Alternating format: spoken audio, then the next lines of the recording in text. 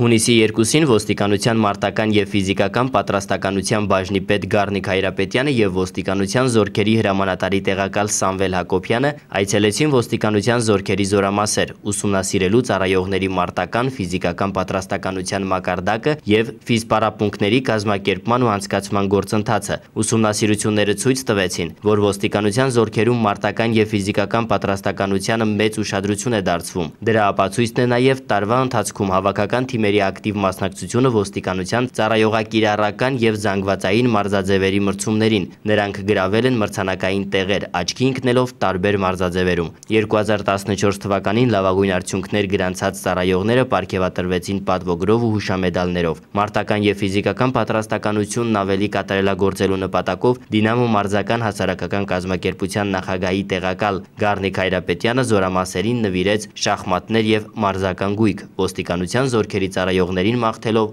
նորանոր հաջողություններ։